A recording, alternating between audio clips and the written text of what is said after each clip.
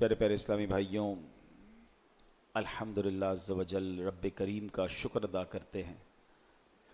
ایک بار پھر جیتے جی اس نے ہمیں جمعے کا دن عطا کیا، برکتوں والا دن عطا کیا، اپنے گھر میں آنے کی سعادت بخشی۔ اللہ کریم آج کے دن کی برکتیں ہم سب کو نصیب فرمائے، ہم سب کے گناہوں کو معاف فرمائے۔ جمعہ کے دن جہاں بہت سارے نیک کام کرنے ہوتے ہیں، بڑی برکتیں ہیں، وہاں ایک بڑا ہی اہم اور بڑا ہی برکت والا کام درود پاک پڑھنا ہے۔ سرکار دو عالم صلی اللہ تعالی علیہ وسلم کا فرمان عالی شان ہے، اِنَّ لِلَّهِ مَلَائِکَةً سَيَّاحِينَ فِي الْأَرْضِ يُبَلِّغُنِي عَنْ أُمَّةِ السَّلَامِ۔ آقا فرماتے ہیں زمین پر کچھ فرشتے گھومتے پھرتے ہیں جو میری امت کا سلام مجھ تک پہنچاتے ہیں۔ یعنی ان فرشتوں کی ڈیوٹی یہ ہے کہ وہ امتی کا سلام بارگاہ رسالت میں پہنچاتے ہیں۔ اچھا، یہ تو عام دنوں کی بات ہے۔ جمعے کے بارے میں روایت ملتی ہے کہ جس کا مضمون ہے کہ اور دنوں کا درود فرشتے مجھ تک پہنچاتے ہیں، اور جمعے کے دن جو درود پڑھا جاتا ہے بنفس نفیس میں خود سماعت کرتا ہوں۔ یعنی آقا علیہ الصلوۃ والسلام ڈائریکٹلی ہمارا درود سماعت کرتے ہیں۔ ایک اور حدیث پاک جو تقریباً ہر جمعے کو ہم بیان کرتے ہیں تاکہ اور شوق بڑھ جائے، عادت بن جائے، کہ حدیث پاک کا مضمون ہے کہ جو کوئی شخص جمعہ کے دن 200 بار درود پاک پڑھ لے، اس کے 200 برس کے گناہ معاف کر دیے جاتے ہیں۔ اب آپ سوچیں کہ جمعہ کا دن کتنا اسپیشل ہے۔ مفتی احمد یار خان نعیمی رحمۃ اللہ تعالی علیہ فرماتے ہیں چونکہ جمعے کے دن کی برکتیں بہت زیادہ ہیں، اس لیے جمعے کی ایک نیکی 70 نیکیوں کے برابر ہے۔ تو ہمیں جمعے کے دن کوشش کر کے زیادہ سے زیادہ نیکیاں کرنی چاہیے، درود پاک پڑھنے چاہیے، تلاوت قرآن کرنا چاہیے، صدقہ خیرات کرنا چاہیے، جو ہم کر سکتے ہیں، جو نیکیاں ہم جمعے کے دن کر سکیں ہمیں کرنا چاہیے۔ تو اس کی بے شمار برکتیں ہیں۔ اللہ پاک ہمیں کثرت سے درود پاک پڑھنے کی توفیق عطا فرمائے۔ آئیے مل کر محبت کے ساتھ بآواز بلند درود پاک پڑھ لیں۔ صلو علی الحبیب صلی اللہ تعالی علی محمد صلی اللہ علیہ وسلم۔ قرآن مجید فرقان حمید کی پیاری باتیں، قرآن کے پیارے احکام، قرآن جو کہ ہم سب کے لیے راہ ہدایت ہے۔ ہم ہر جمعے کو کوشش کرتے ہیں کہ قرآن کریم کے حوالے سے ہی کچھ بات کیا کریں، کچھ آیتوں کو سمجھا کریں اور اللہ کے پیغام کو سمجھا کریں۔ قرآن مجید ایک ایسی کتاب ہے جو ہمارے لیے راہ نجات بھی ہے، راہ ہدایت بھی ہے، گائیڈ لائن بھی ہے۔ اور وہ باتیں جو ہم اپنی عقل سے، اپنے یوں سمجھیے کہ جو اسباب ہیں اس سے جہاں تک رسائی نہیں ہوتی، قرآن اس سے آگے کی رہنمائی عطا فرماتا ہے۔ اب بعض اوقات قرآن کی کچھ باتیں ہیں جو اگر لوگ عقل سے چیک کرتے ہیں تو کنفیوز ہو جاتے ہیں، لیکن دیکھیں ہماری عقل محدود ہے۔ اب مثال کے طور پہ کوئی پہلی دوسری کلاس کا طالب علم ہو، اس کو آپ ڈاکٹروں کی کتاب پکڑا دیں، MBBS کی بک پکڑا دیں تو اس کو تو سمجھ نہیں آئے گی، ٹھیک ہے نا، کیونکہ اس کی عقل اس کتاب کے متعلق نہیں ہے۔ قرآن سمجھنا، اس کو بیان کرنا، یہ بڑے بڑے علماء کا کام ہے۔ تو ہمیں قرآن پاک جب بھی پڑھنا ہے اس کا ترجمہ اور اس کی تفسیر عاشقان رسول جو علماء ہیں ان کی تفسیر اور بڑے بڑے ائمہ کے اقوال سے سمجھنا ہوگا۔ عقل کے گھوڑے دوڑاتے ہیں اور قرآن کو موجودہ معاملات سے جب کمپیئر کرنے جاتے ہیں تو کچھ لوگ ٹھوکر کھا جاتے ہیں۔ جیسے مثنوی شریف میں ایک بار ایک فلسفی کہیں سے گزر رہا تھا، اس کے کانوں میں قرآن کی تلاوت کی آواز آئی اور اس نے سورہ ملک کی تلاوت سنی، اور سورہ ملک کی جب آخری آیت اس نے سنی، ہم نے کئی بار سنی ہوگی، قُلْ أَرَأَيْتُمْ إِنْ أَصْبَحَ مَاؤُكُمْ غَوْرًا فَمَنْ يَأْتِيكُمْ بِمَاءٍ مَّعِينٍ، کئی باری آیت سنی۔ ترجمہ کیا ہے اس کا؟ آسان ترجمہ قرآن کنز العرفان، تم فرماؤ بھلا دیکھو تو اگر صبح کو تمہارا پانی زمین میں دھسا دیا جائے یا دھس جائے تو وہ کون ہے جو تمہیں نگاہوں کے سامنے بہتا ہوا پانی لا دے؟ یہ آیت کریمہ سن کر وہ فلسفی تکبر اور غرور میں کہنے لگا اس پہ کیا بڑی بات ہے، اگر اللہ پانی کو دھسا دے گا تو ہمارے پاس تو بڑی بڑی ڈرل مشینیں ہیں، بڑے بڑے آلات ہیں، ہم پانی کو نکال لیں گے، ہیں یہ تو جناب ہمارے اختیار میں ہے۔ اللہ فرماتا کون ہے جو نکالے؟ ہم نکالیں گے۔ اب اس نے قرآن کو اپنی عقل سے سمجھنے کی کوشش کی، اچھا، اب کیا ہوا؟ خواب رات کو وہ فلسفی سویا تو اس کے خواب میں اس نے دیکھا کہ ایک بڑا طاقتور شخص آیا، اس نے اس فلسفی کے منہ پر ایک زوردار چانٹا مارا۔ جب چانٹا مارا تو اس کی دونوں آنکھیں باہر آ گئیں، اور ہماری آنکھوں میں نور کا ایک ایک قطرہ ہوتا ہے، دونوں آنکھوں میں ایک ایک قطرہ ہوتا ہے جس سے ہم دیکھتے ہیں، پانی، آنکھوں کا پانی جس کو اب کہا جاتا ہے وہ دونوں پانی زمین پر گرے، قطرے زمین پر گر کر خشک ہو گئے۔ خواب میں یہ سب کچھ ہوا ہے۔ خواب میں آنے والے شخص نے کہا کہ اے بدنصیب، اگر تو واقعی کدال اور پھاوڑے اور سائنسی آلات سے زمین میں گیا ہوا پانی نکال سکتا ہے تو اپنی ان دونوں آنکھوں سے نکلے ہوئے جو قطرے ہیں اس کو پانی کو نکال کے دکھا۔ صبح ہوئی تو اس کی آنکھیں پھوٹی ہوئی تھیں، آنکھوں میں بہت درد تھا، نظر کچھ نہیں آ رہا تھا، اور اس کا وہ جو سارا نشہ تھا، سارا غرور تھا، وہ بھی اتر چکا تھا کہ ہر چیز اپنے دماغ سے فیصلہ نہیں کی جاتی، اللہ کے احکام ہیں تو ہمارا کام اس پر عمل کرنا ہے، اس پر یقین کرنا ہے، اسے فالو کرنا ہے۔ قرآن میں ایسے ایسے خزانے ہیں کہ آپ دیکھ رہے ہیں، اگر جو مسلسل جمعے کا بیان سن رہے ہیں تو ہم روزانہ ہی ہر جمعے کو قرآن کی کچھ آیتیں بیان کرتے ہیں، اس کا میسج لیتے ہیں، اس سے برکتیں لینے کی کوشش کرتے ہیں۔ تو قرآن تو وہ عظیم کتاب ہے کہ جس کی ہمیں جو ہے برکتیں حاصل کرنی چاہیے۔ معاذ اللہ اس کو ڈیبیٹ میں، یعنی اس کو اگینسٹ میں اس کے بات کرنے سے پہلے 1000 بار سوچنا چاہیے۔ ہم مسلمان ہیں، ہمارا کام ایمان لانا ہے۔ شاعر کہتے ہیں نا، کسی کو تاج وقار بخشے، کسی کو ذلت کے غار بخشے، جو سب کے ماتھے پہ مہر قدرت لگا رہا ہے وہی خدا ہے۔ ہمیں اللہ کریم کے ہر فرمان پر بلا چوں چراں رب کریم عمل کرنے کی اور یقین کرنے کی توفیق عطا فرمائے۔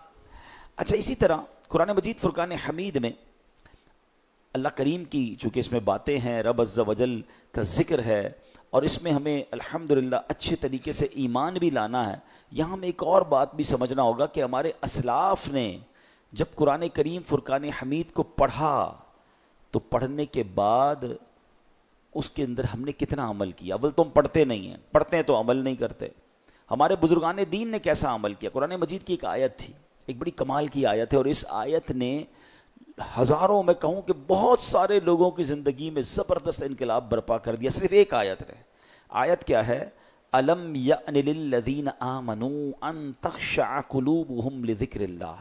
27واں پارہ ہے، سورہ حدید ہے، آیت نمبر 16 ہے۔ اس ایک آیت میں اتنا گہرا میسج ہے۔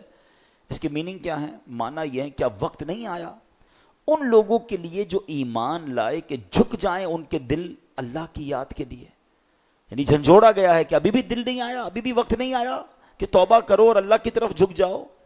اب دیکھیں، جس کے دل پہ اثر ہونا ہوتا ہے کیسا ہوتا ہے، جو پاکیزہ دل اللہ پاک جن کے دلوں پر قرآن کا اثر ڈالتا ہے کیسا ہوتا ہے، کہ حضرت فضیل بن عیاض رحمت اللہ تعالی علیہ، یہ بہت بڑے اللہ کے ولی گزرے ہیں، مگر شاید بہت کم لوگوں کو پتا ہوگا کہ توبہ سے پہلے یہ بہت بڑے ڈاکو تھے، اور اتنے خطرناک ڈاکو تھے کہ محلے والے، علاقے والے، شہر والے ان سے ڈرا کرتے تھے۔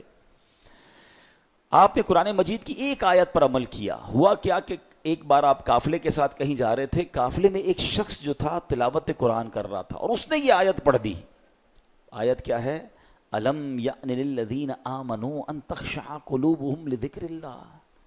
کیا وقت نہیں آیا ان لوگوں کے لیے جو ایمان لائے کہ جھک جائیں ان کے دل اللہ کی یاد کے لیے؟ اب جب یہ آیت آپ نے سنی نا، حضرت فضیل بن عیاض کے دل پر ایسا اثر ہوا، اتنا روئے، اتنا روئے، اور کہتے ہیں یا اللہ وہ وقت آ گیا ہے کہ ہم تیری راہ میں چل پڑیں۔ آپ رحمت اللہ تعالی علیہ زاروں کے تار رونے لگے، اس کے تقاضے پورے کیے، لوگوں کا لوٹا مال واپس کیا، اور اپنے سارے جو ڈاکوؤں کا گروپ تھا کہہ دیا کہ میں نے توبہ کر لی ہے، اب میں اللہ کی نافرمانی نہیں کروں گا۔ ڈاکوؤں کے قافلے والوں نے کہا کہ سردار، آپ ڈکیتی میں بھی ہمارے سردار تھے، اب توبہ کر لی تو اس میں بھی آپ ہمارے سردار ہیں۔ پورے قافلے نے توبہ کی، اللہ کی یاد میں لگ گئے، علم دین سیکھا، عبادت و ریاضت میں مصروف ہوئے۔ اللہ اکبر۔ پھر اللہ نے آپ کو ولایت کا ایسا مقام عطا کیا کہ ایک مرتبہ منا میں ایک پہاڑ پر موجود تھے، آپ نے فرمایا اگر کوئی ولی اللہ اس پہاڑ کو حکم دے کہ ایک پہاڑ لمبا ہو جا تو فوراً لمبا ہو جائے گا۔ بس اتنا کہنے کی دیر تھی کہ پہاڑ نے لمبا ہونا شروع کر دیا۔ آپ نے فرمایا پہاڑ رک جا، میں نے تجھے حکم نہیں دیا ہے، یہ سنتے ہی وہ ٹھہر گیا.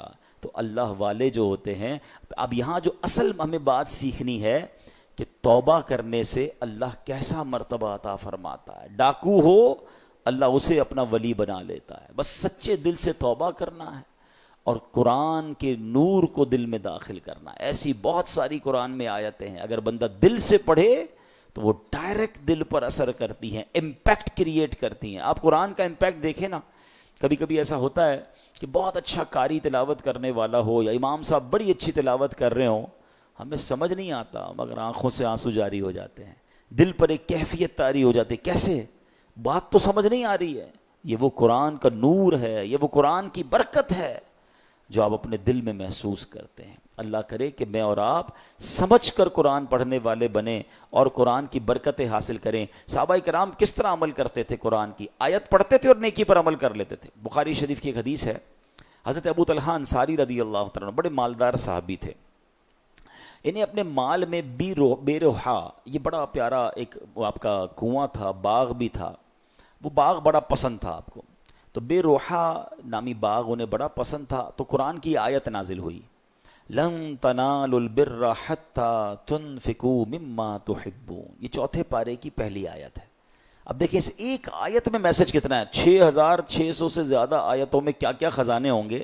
میں نے آپ کو ابھی ایک آیت سنائی جس نے حضرت فضیل بن ایاز کو بدل دیا. ابھی ایک آیت سنائیے, چوتھے پارے کی پہلی آیت. ترجمہ کیا ہے اس کا؟ تم ہرگز بھلائی کو نہیں پا سکو گے جب تک راہ خدا میں اپنی پیاری چیز خرچ نہ کرو. کیا شاندار میسج ہے. اگر بھلائی چاہیے تو اللہ کی راہ میں بیسٹ خرچ کرنا ہے, گھٹیا نہیں. اچھا انہوں نے پڑھی یہ آیت, ابھی نازل ہوئی, ابھی پڑھی, فوراً نبی پاک کی بارگاہ میں حاضر ہوئے, کہتے حضور بے روحا جو ہے نا باغ مجھے بڑا پسند ہے, اللہ نے فرمایا ہے بھلائی جب ملے گی جب بہترین چیز خرچ کرو گے. حضور میں اپنا یہ پورا باغ ہی راہ خدا میں خرچ کرتا ہوں, صدقہ کرتا ہوں. ادھر آیت پڑھی, ادھر عمل شروع. ہم نہ جانے کتنے بیان سنتے ہیں, کتنی آیتیں پڑھتے ہیں, کتنا قرآن پڑھتے ہیں, عمل کدھر ہے؟ تو یہ وہ لوگ تھے جو قرآن پڑھتے تھے اور فوراً اس پر عمل کرنا شروع کرتے تھے, اور پھر اللہ نے ان کو کیسا مرتبہ عطا فرمایا. اے میرے پیارے اسلامی بھائیوں, قرآن سے محبت کیجئے, قرآن سے دوستی کیجئے. حدیث پاک میں آتا ہے جس کا مضمون ہے وہ دل ویران ہے جس میں کچھ قرآن نہیں ہے. ہم چیک کریں ہمارے سینوں میں کتنا قرآن ہے. میں آج آپ کو ایک ایسی روایت سنانے جا رہا ہوں کہ جب بھی پڑھتے ہیں نا یا اس کو سنتے ہیں, کہتے ہیں نا وہ رونگٹے کھڑے ہو جاتے ہیں. یہ تورات شریف میں روایت ہے کہ اللہ پاک ارشاد فرماتا ہے, اے میرے بندے تجھے حیا نہیں آتی؟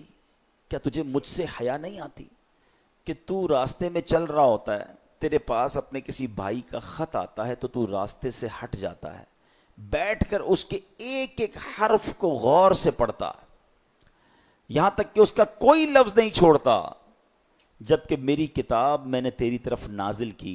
دیکھ اس میں تیرے لیے کتنی تفصیل ہے, میں نے کتنی بار تجھے سمجھایا تاکہ تو اس پہ غور کرے, پھر بھی تو اس سے منہ پھیرتا ہے. کیا میرا مرتبہ تیرے نزدیک تیرے بھائیوں سے بھی کم ہے؟ اب آج کے دور میں ذرا سمجھیے گا, ہم کہیں جا, بلکہ نماز پڑھ رہے ہو, ابھی مسجد میں ہمارے موبائل پر میسج آیا, میسج آنے کی ٹیون آئے, بیل بجے, واٹس ایپ آیا ہے, پتہ چل گیا ہے. اب دل میں خیال آنا شروع ہوگا, پتہ نہیں کس کا ہوگا, کیا لکھا ہوگا, کیا پیغام ہوگا. جلدی سے موبائل نکالو, چیک کرو, مس نہ ہو جائے. کال آئی ہے, فوراً دیکھیں گے کس کی آئی ہے. غور کیجئے, اللہ فرما رہا ہے کتنی حقیقت بات ہے کہ ہم مسجد میں, نماز میں, سفر میں, ٹریول میں میسج آئے چھوڑتے نہیں. یہی تو بات تورات میں فرمائی نا کہ تیرے بھائی کا تیرے پاس خط آیا, پیغام آیا, تو اس راستے سے رک جاتا ہے, ایک ایک حرف بغور پڑتا ہے. اور میں نے جو تجھ پر کتاب نازل کی تیرے پاس اس کے لیے ٹائم نہیں ہے. کتنی ہدایت کی باتیں ہیں, کتنا تجھے اس میں سمجھایا ہے, کتنا تجھے بتایا ہے. پھر اگلا جملہ جو آخری جملہ ہے نا وہ ہلا دیتا ہے کہ رب فرماتا ہے کہ میرا مرتبہ تیرے نزدیک تیرے بھائیوں سے بھی کم ہے, ہماری فیملی سے بھی کم ہمارے پاس اللہ کا مرتبہ ہو گیا. معاذ اللہ, فیملی کا میسج مس نہیں کرتے, باس کا میسج مس نہیں کرتے, دوستوں کا میسج مس نہیں کرتے, رات کو آدھی رات کو اٹھ کر بھی موبائل چیک کرتے ہیں.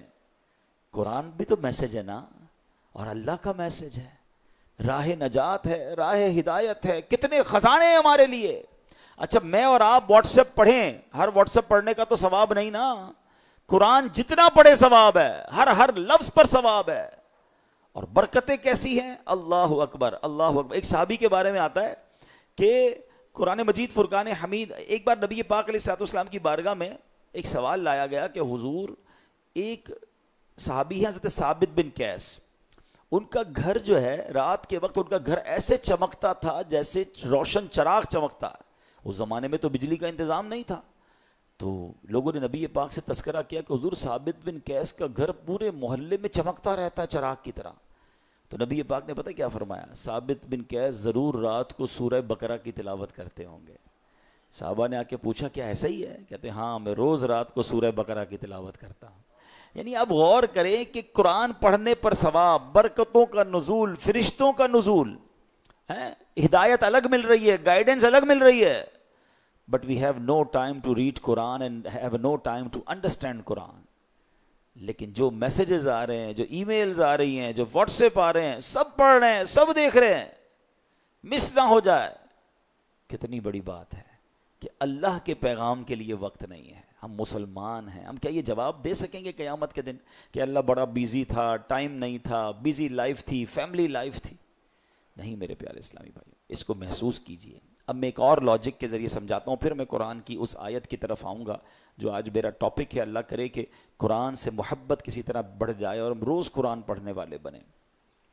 آپ میں سے بہت سارے مجھے ایسے چہرے نظر آ رہے ہیں کہ جو بزنس مین بھی ہیں، اپنے اپنے کاروبار میں باس کی حیثیت رکھتے ہیں، یا مینیجر ہیں، یا ایچ او ڈی ہیں. ہم کیا کرتے ہیں نارملی رات کو سونے سے پہلے ہم اپنے مینیجر کو، اپنے امپلائی کو کچھ میسیجز کرتے ہیں کہ بیٹا صبح اٹھ کے یہ کام کر لینا، یہاں سے چیک اٹھا لینا، فلاں فائل وہاں دے دینا، بینک میں یہ پیسے ڈلوا دینا. 5 7 8 کام دے کے آپ فری ہو گئے. آپ کو پتہ ہے اب جب میں اٹھ کر کھانا وانا کھا کے بریک فاسٹ کر کے آفس پہنچوں گا یہ سارے کام ہو گئے ہوں گے، کیونکہ اس کی ڈیوٹی یہی ہے. اب ایک دن آپ صبح اٹھے اور آپ نے فون کیا کہ میں نے آپ کو کام دیے تھے وہ سارے ہو گئے. وہ کہے کہ سر وہ آپ کا میسج نہیں سن سکا. مجھے بتائیں آپ کا کیا رپلائی ہوگا؟ اور اگر بڑے اہم کام، بڑے امپورٹنٹ کام آپ نے دیے ہوں اور وہ آپ کو یہ جواب دے دے کہ ٹائم گزر گیا بینک کا، وہ جو فیس جمع کروانے کا ٹائم تھا وہ ختم ہو گیا ہے، آج چالان جمع کرانے کی آخری ڈیٹ تھی وہ ختم ہو گئی، اور بندہ آپ کو جواب یہ دے میں نے سنا ہی نہیں آپ کا پیغام، بتائیں آپ کا کیا جواب ہوگا؟ آپ کتنا ناراض ہوں گے کہ تمہاری ڈیوٹی تھی، تمہاری تو جاب ہی یہی تھی کہ میرا میسج سنتے. تمہیں پتہ ہے کتنا نقصان ہو گیا، کتنا شاؤٹ کریں گے آپ، کتنا ناراض ہوں گے. آپ کا کوئی میسج نہ سنے آپ کو برا لگتا ہے. مجھے 40 سال ہو گئے، کسی کو 50 سال ہو گئے، کسی کو 30 سال ہو گئے اس دنیا میں آئے ہوئے، سب کے گھر میں قرآن ہے، سب کے گھر میں اللہ کا میسج آیا ہوا ہے. کیا آپ نے پڑھ لیا ہے؟ آپ نے سن لیا ہے؟ آپ نے سمجھ لیا ہے؟ سوچیں اللہ کی بارگاہ میں اگر اللہ ناراض ہو گیا تو ہم کدھر جائیں گے؟ نہ کریں ایسا. یا تو ایسا ہوتا نا کسی بھی چیز کا ٹائم نہیں ہے، سب چیزوں کا ٹائم ہے. سوشل میڈیا کا ٹائم ہے، فیملی کے لیے ٹائم ہے، کھانے پینے کا ٹائم ہے، نوکری کا ٹائم ہے، گھومنے پھرنے کا ٹائم ہے، دوستوں میں جانے کا ٹائم ہے. اب تو جم ٹائم نیا آ گیا ہے جناب، جم ٹائم ہے، واکنگ ٹائم ہے، سب ٹائم ہے آپ کے پاس. افسوس یہ ہے کہ قرآن ٹائم نہیں ہے. سوچئے یہ قرآن سے دوری اچھی نہیں ہے. آپ کو پتہ ہے جب میں اور آپ قبر میں جائیں گے نا سارے سافٹ ویئر آف لائن ہو جائیں گے، جتنے سافٹ ویئر ہم کھولتے ہیں نا قرآن قبر میں بھی آن لائن ہوگا. حدیث پاک میں آتا ہے سورہ ملک جو روزانہ رات کو تلاوت کر لے، یہ 30 آیتوں والی سورت وہ ہے جو قبر میں آ کر عذاب سے بچائے گی. مگر اس کا بھی ٹائم 6-7 منٹ لگتے ہیں سورہ ملک پڑھنے میں، لیکن اس کا بھی ٹائم نہیں ہے. اچھا اگر میں قرآن نہیں پڑھ رہا، اب آپ اس کا امپیکٹ سوچئے گا، اگر ہم قرآن سے دور ہو گئے تو ہمارے بچوں کا کیا حال ہوگا؟ آہستہ آہستہ یہ نسلیں تو دور ہوتی چلی جائیں گی نا. اگر میرے بچے قرآن پڑھنے والے نہیں ہوں گے تو اینڈ آف دا ڈے مجھے ایصال ثواب کیا کریں گے؟ کیا سوشل میڈیا کھول کر ایصال ثواب کریں گے، یا قرآن پڑھ کر میری قبر پر آ کر فاتحہ پڑھیں گے ایصال ثواب کریں گے؟ سوچئے، اپنے گھر میں یہ ماحول بنائیے، میں بھی قرآن پڑھوں، میری فیملی بھی قرآن پڑھے، انہیں نظر آئے کہ گھر میں قرآن کی تلاوت ہوتی ہے، پھر قرآن انڈرسٹینڈ کریں. اب تو بڑا آسان ہو گیا ہے، اب تو اردو زبان میں ترجمے موجود ہیں، ٹرانسلیشنز ہیں ماشاءاللہ. دعوت اسلامی نے تو قرآن کو اتنا آسان کر دیا ہمارے لیے کہ ترجمہ قرآن اور پھر تفسیر قرآن صراط الجنان، یہ اتنی کمال کی قرآن پاک کی تفسیر ہے، ڈیٹیل تفسیر آسان اردو میں. پھر اس کی اپلیکیشن بھی بنا دی ہے. آپ سرچ بھی کر سکتے ہیں کوئی ٹاپک, کوئی آیت, کوئی موضوع, اور آپ کو اس کے تحت قرآن پاک کی تفسیر مل جائے گی. اپنے موبائل میں ڈاؤن لوڈ کر لیں, فری آف چارج ہے. اتنا کچھ کر دیا. پھر تفسیر قرآن صراط الجنان کو آڈیو ریکارڈ بھی کر دیا کہ اگر کوئی بندہ چاہتا ہے کہ میں جناب صرف سنتا جاؤں, میرے پاس ٹائم نہیں ہے پڑھنے کا, نگاہوں کا مسئلہ ہو جاتا ہے, بعض لوگوں کو پڑھنے میں تکلیف ہوتی ہے, تو اب روز کا آدھا گھنٹہ, 20 منٹ, 15 منٹ تفسیر قرآن سن لے اسی اپلیکیشن سے, آڈیو سن لیں, تو انشاءاللہ آپ انڈرسٹینڈ کریں گے. اور یہ وہ پیغام ہیں جو ہمیں انشاءاللہ بہت کچھ سکھائیں گے. تو آج میں قرآن پاک کی ایک ایسی آیت, الحمدللہ ہم یہ بھی کوشش کرتے ہیں جمعے میں کہ جس میں ہم قرآن پاک کی ان آیتوں کا ذکر کریں کہ جس میں اللہ نے براہ راست مومنوں سے بات کی ہے. اے ایمان والو کہہ کر, او یو بلیورز, یا ایہا الذین آمنو. یاد رکھیے گا ویسے تو more than 6000 آیات ہیں قرآن میں, مگر 89 آیتیں وہ ہیں جس میں ڈائریکٹلی مجھ سے اور آپ سے اللہ نے بات کی ہے. پیارے بھائیوں, کم از کم وہ 89 آیتیں تو پڑھ لیں کہ اللہ نے مجھے کہا کیا ہے, حکم کیا دیا ہے, آرڈر کیا دیا ہے. اب انہی میں سے ایک آیت آج میں تلاوت کر رہا ہوں. یہ پارہ نمبر 4 ہے, سورہ آل عمران ہے, اور آیت نمبر 200. اللہ ارشاد فرماتا ہے, یا ایھا الذین آمنوا اصبروا وصابروا ورابطوا واتقوا اللہ لعلکم تفلحون. ترجمہ قرآن, اے ایمان والو صبر کرو اور صبر میں دشمنوں سے آگے رہو, اور اسلامی سرحد کی نگہبانی کرو, اور اللہ سے ڈرتے رہو اس امید پر کہ تم کامیاب ہو جاؤ. اس میں 2-3 بڑے پیارے میسج ہیں. اس آیت میں ارشاد فرمایا, اے ایمان والو نیکیاں کرنے, گناہوں سے بچنے کی مشقت, دنیاوی مصیبتوں اور آفتوں پر صبر کرو, اور جنگ کی سختیوں کے موقع پر صبر کرنے میں کفار پر غالب رہو. صبر و استقامت میں ان سے کمتر ثابت نہ ہونا, اور اسلامی سرحد پر اپنے جسموں اور گھوڑوں کو کفار سے جہاد کے لیے تیار رکھو. اللہ تعالیٰ کی اطاعت پر کمر بستہ رہو, اور تمام سوال میں, تمام احوال میں اللہ تعالیٰ سے ڈرتے رہو, اور اس امید پر کہ تم جہنم سے نجات پا کر جنت حاصل کرنے میں کامیاب ہو جاؤ. اب یہاں میرے پیارے اسلام میں کچھ الفاظ کے ذرا تفصیل سے معنی. صبر اور مصابرہ کا معنی. صبر کا معنی ہے نفس کو اس چیز سے روکنا جو شریعت اور عقل کے تقاضوں کے مطابق نہ ہو, اور مصابرہ کا معنی ہے دوسروں کی ایذا رسانیوں پر, کوئی تکلیف پہنچائے تو اس پر صبر کرنا. یاد رہے صبر کی 3 قسمیں ہیں. نیکیوں میں صبر, جیسے بعض اوقات انسان نیکی کرتا ہے تو اس کو تکلیف ہوتی ہے, مشکل ہو رہی ہوتی ہے, فجر کے لیے اٹھنا ہے, نیکی کی دعوت دے رہا ہے تو کوئی مخالفت کر رہا ہوتا ہے, دین کا کام کر رہا ہوتا ہے تو رکاوٹیں آ رہی ہوتی ہیں, تو نیکی کرنے میں جو تکلیف ہو اس پر صبر کرنا, یہ ایک صبر کی قسم ہے. دوسرا, ممنوعات سے بچنے کی مشقت پر صبر, جیسے گناہ کرنے کو جی چاہ رہا ہے, گناہ کرنا آسان ہو گیا ہے, موقع مل رہا ہے, اور انسان اب کوئی روکنے والا بھی نہیں ہے, اب وہ صبر کر رہا ہے, اب وہ اپنے آپ کو روک رہا ہے, مال آگے آ رہا ہے, حرام روزی نظر آ رہی ہے, چانس مل رہا ہے, چوری کرنے کا چانس مل رہا ہے, دھوکہ دینے کا چانس مل رہا ہے, ایک ڈیل آئی ہے جناب جس میں بڑے پیسے ہیں, تھوڑا سا گڑبڑ کرنی ہے, یہ صبر کرنا ہے. یہ صبر اللہ کو بڑا پسند ہے. ہاں, اس پر صبر کرنا یہ بھی صبر کی قسم ہے.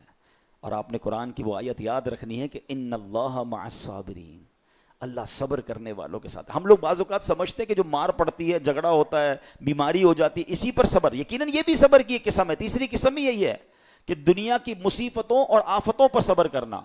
لیکن جو پہلی 2 قسمیں ہیں نا, یہ بھی صبر ہی ہے, اور بڑا کمال کا صبر ہے کہ نیکی کرنے میں مشکل ہو رہی ہے, بندہ صبر کر رہا ہے مگر نیکی کیے جا رہا ہے. بعض اوقات روزہ رکھتے ہیں, تکلیف ہوتی ہے, مشقت والا کام بھی ہے, پھر بھی روزہ رکھ رہے رمضان کا, صبر کر رہے ہیں نا, یہ بھی صبر کرنے والا ہے. گناہ کا موقع مل رہا ہے, گناہ نہیں کر رہا, رک رہا ہے, یہ بھی صبر کرنے والا ہے. تکلیف آ گئی, آفت آ گئی, مصیبت آ گئی, اللہ کی رضا پر راضی ہے, صبر کر رہا ہے, یہ بھی صبر کرنے والا ہے. اچھا, اب اس میں ورابطو, قرآن میں ایک اور لفظ ذکر ہوا اس آیت میں. اس لفظ کے مفہوم پر مفسرین نے کافی تفصیلی کلام کیا, جس کا خلاصہ یہ ہے کہ لفظ ورابطو کے 2 معنی ہو سکتے ہیں. سرحد پر اپنے جسموں اور گھوڑوں کو کفار سے جہاد کے لیے تیار رکھو. نمبر 2, اللہ تعالیٰ کی اطاعت پر کمر بستہ رہو. تو جو لوگ سرحدوں کی, اسلامی سرحدوں کی حفاظت کرتے ہیں, اپنی جان جوکھوں میں ڈالتے ہیں, شہید ہو جاتے ہیں, اپنا سب کچھ لٹا دیتے ہیں, ان کے بڑے مرتبے قرآن میں بیان ہوئے اور اس کی تو بڑی فضیلتیں ہیں سبحان اللہ. یاد رکھیے کہ اسلامی ملک کی بقا، مسلمانوں کی حفاظت، دین کی سربلندی، اسلام کی قوت کا اظہار، لوگوں کے حقوق کا تحفظ، پیغام الہی کے لیے تبلیغ، کفر کی راہ میں رکاوٹ اور اس کی روک تھام میں اسلامی ملک کی سرحدوں کی حفاظت کا بہت عمل دخل ہے. حضرت سہل بن سعد ساعدی رضی اللہ تعالیٰ عنہ فرماتے ہیں کہ سرکار دو عالم علیہ الصلوۃ والسلام نے ارشاد فرمایا، راہ خدا میں ایک دن سرحد کی نگہبانی کرنا دنیا و ما فیہا سے بہتر ہے. یعنی دنیا اور اس کے اندر جو کچھ ہے وہ سب سے بہتر یہ ہے کہ اللہ کی راہ میں اسلامی سرحدوں کی حفاظت کی جائے. تو اخلاص کے ساتھ جو یہ کام کرتے ہیں وہ ان کے بڑے مرتبے ہوتے ہیں. حضرت سلمان رضی اللہ تعالیٰ سے روایت ہے، نبی پاک علیہ الصلوۃ والسلام نے ارشاد فرمایا، ایک دن اور ایک رات سرحد کی حفاظت کرنا ایک مہینے کے روزوں اور قیام سے بہتر ہے. حفاظت کرنے والا اگر مر گیا تو اس کے اس عمل کا اجر جاری رہے گا اور وہ فتنہ قبر سے محفوظ رہے گا. تو یہ نصیب والوں کا حصہ ہوتا ہے. ٹھیک ہے، اب ہم نے دو باتیں اس آیت سے سیکھی کہ ایک صبر کرنا ہے، مصیبت آئے تو صبر کرنا ہے. نیکیاں مشکل لگ رہی ہیں پھر بھی نیکیاں کرنی ہے، فرض پورا کرنا ہے، صبر کرنا ہے. اور اسی طرح گناہ کرنے کا موقع مل رہا ہے، چانس مل رہا ہے، بڑھ کر گناہ آ رہا ہے، اپنے آپ کو روکنا ہے، صبر کرنا ہے. یہ سب صبر میں شامل ہے. اور پھر ہم نے اسلامی سرحدوں کی حفاظت کے بارے میں سنا. اسی طرح میرے پیارے اسلامی بھائیوں، نبی پاک نے ایک بار صحابہ کرام سے فرمایا، تمہیں ایسی چیز نہ بتا دوں جس کے سبب اللہ تعالیٰ خطائیں مٹا دے اور درجات بلند کرے؟ عرض کی حضور ضرور بتائیے. ارشاد فرمایا، جس وقت وضو ناگوار ہوتا ہے اس وقت وضو کامل کرنا اور مسجدوں کی طرف قدموں کی کثرت اور ایک نماز کے بعد دوسری نماز کا انتظار، اس کا ثواب ایسا ہے جیسا کفار کی سرحد پر حمایت بلاد اسلام کے لیے گھوڑا باندھنے کا ہے. یعنی کچھ لوگوں کو تو جہاد کا موقع ملتا ہے، اللہ ان کو سلامتی عطا فرمائے، مگر عام مسلمان جیسے ابھی کوئی اگر اسلامی سرحدوں پر ہمارے ملک میں کوئی ایسا معاملہ نہیں اور ہم نہیں جا پا رہے، تو یہ کتنی پیاری حدیث ہے کہ ایک نماز سے دوسری نماز کا انتظار کرنا. جب وضو مشکل ہو اس وقت وضو کرنا. سردیوں میں بعض اوقات وضو مشکل ہو جاتا ہے. مسجدوں کی طرف قدم رکھ چلنا. تو آقا فرماتے ہیں اس کا ثواب ایسا ہے کہ کفار کی سرحد پر حمایت بلاد اسلام کے لیے گھوڑا باندھنے کا. تو اے میرے پیارے اسلامی بھائیوں، قرآن پاک کی آیتوں میں ہم سب کے لیے بہت سارے میسج ہیں. آج بڑا مسئلہ یہ ہے کہ ہمارے اندر سے صبر ختم ہوتا جا رہا ہے. آج بے صبری کا دور ہے. چھوٹی سی مشکل آ جائے، چھوٹی سی پریشانی آ جائے، ہم شکوہ کرتے ہیں، ہم شکایت کرتے ہیں. یاد رکھیے سب کو بتا کر صبر نہیں ہوتا ہے. بعض اوقات ہمارے ساتھ کوئی پرابلم ہو، پورے محلے کو بتایا، ارے بھائی بڑا مسئلہ ہے، کاروبار ڈاؤن ہو گیا ہے، طبیعت بالکل ٹھیک نہیں ہے، فلاں نقصان ہو گیا ہے، سب کو بتا کر آخر میں کہتے ہیں جناب میں تو صبر ہی کر رہا ہوں. یہ صبر نہیں ہے. صبر پتہ ہے کس کو کہتے ہیں؟ میں جانوں میرا رب جانے. ہاں، کسی کو پتہ نہ چلے. ہم ایک جملہ بڑا شوق سے کہہ رہے ہوتے ہیں، کافی لوگوں کے منہ پر یہ جملہ ایک محاورے کے طور پر آ گیا ہے کہ اللہ پاک آپ کو صبر جمیل عطا فرمائے، صبر جمیل پر اجر عظیم عطا فرمائے. ان کو کبھی روک کے پوچھیں حضرت صبر جمیل کہتے کس کو ہیں؟ تو ہمیں شاید یہ نہیں پتا ہے. ہم شاید کسی جمیل بھائی کا صبر سمجھ رہے ہیں. یہ جمیل بھائی کا صبر نہیں ہے. صبر جمیل کی ڈیفینیشن لکھی ہے کتابوں میں. صبر جمیل یہ ہے کہ دو بندے ہوں، ایک پریشان ہے اور ایک بالکل خوشحال ہے. آپ کو دونوں کو دیکھ کر پتہ نہ چلے کہ پریشان کون ہے. میرا چہرہ بھی نہ بتائے. اچھا ہم زبان سے نہیں بتاتے، چہرے سے پتہ چل جاتا ہے، بھائی خیر تو ہے آج آپ کی طبیعت، آپ کا منہ اترا ہوا ہے، تو ہاں بس یار وہ فلاں مسئلہ ہو گیا فلاں. نہیں، کسی کو پتہ ہی نہ چلے. صبر یہ جو جس صبر کو سبحان اللہ جس کی برکتیں ہیں نا، پھر دیکھیں غیب سے کیسے مدد آتی ہے. وہ نعت کا شعر سنا ہوگا نا، کسی کا احسان کیوں اٹھائیں، کسی کو حالات کیوں بتائیں، تم ہی سے مانگیں گے تم ہی دو گے، تمہارے در سے ہی لو لگی. ہم اچھا مجھے ایک بات بتائیں، میں اپنی بیماری کسی کو بتا دوں، کیا وہ علاج کر دے گا؟ میرا نقصان ہو گیا کاروبار میں، اس کو بتاؤں گا کیا پیسے دے دے گا؟ ملنا کچھ نہیں ہے، صبر کا ثواب جا رہا ہے. تو اللہ کرے کہ یہ بات سمجھ آ جائے کہ ہم پراپر صبر کرنے والے بنے. ہے بات بڑی گہری لیکن عقل مند لوگ پک کر لیں گے. حضرت رابعہ بصریہ رضی اللہ تعالیٰ عنہ نے بڑی ولیہ تھیں، بڑی کمال کی خاتون تھیں. ان کے قریب سے ایک شخص گزرا، اس کے سر پر پٹی بندھی ہوئی تھی. تو حضرت رابعہ بصریہ نے پوچھا کیوں پٹی باندھی ہے؟ کہتے سر میں درد ہے، بیمار ہوں اس لیے پٹی باندھی ہے. آپ نے پتہ کیا کہا؟ کیا کبھی صحت کی پٹی بھی باندھی تھی؟ اب یہ بات بڑی گہری ہے. یعنی ان کا کہنا یہ تھا کہ رب نے تمہیں اتنے دن تک صحت مند رکھا، کسی کو نہیں بتایا. آج تھوڑے دن کے لیے بیماری ہوئی تو پٹی باندھ کے سب کو بتا رہے ہو کہ اللہ نے بیمار کیا ہے. یہ بات سمجھنی ہے کہ ہماری پرابلم ہماری ہے. میرا رب, اگر رب راضی ہے میری پرابلم پر تو میں بھی راضی ہوں نا. کیونکہ آپ حدیثیں تو پڑھیں کہ نبی پاک علیہ الصلوۃ والسلام کی ایک حدیث پاک ہے جس کا مضمون ہے کہ اللہ پاک جس بندے سے محبت کا ارادہ فرماتا ہے اس پر آزمائشوں کی بارش بھیج دیتا ہے. اب بڑی اہم بات ہے کہ محبت بھی ہو رہی ہے اور آزمائشیں بھی آ رہی ہیں. حدیث کا اگلا حصہ اس کو کلیریفائی کرتا ہے کہ حدیث پاک کا مضمون ہے کہ رب کی رضا یہ ہے کہ میرے بندے سے دنیا میں جو خطائیں ہو گئی ہیں میں آزمائشیں بھیجوں, یہ صبر کرے, اس کے گناہ معاف ہو جائیں, اب میرے پاس آئے تو گناہوں سے پاک ہو کر آئے, میں اسے اپنی جنت میں داخل کر دوں.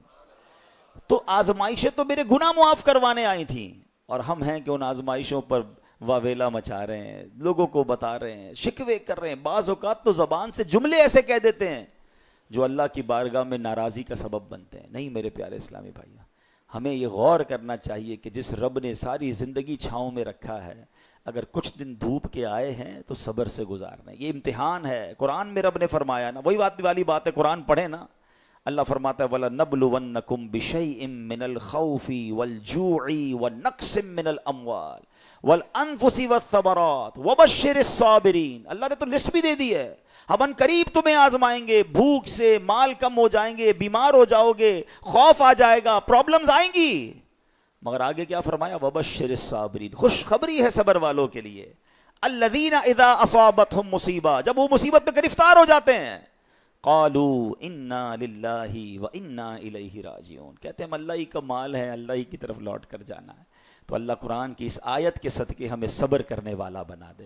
صبر کا اجر اتنا بڑا ہے, اتنا بڑا ہے. یہ گناہوں کو معاف کر, مصیبتیں پریشانیاں گناہوں کو معاف کروانے, درجات کو بلند کرنے آتی ہیں. اللہ صبر کی دولت نصیب فرمائے.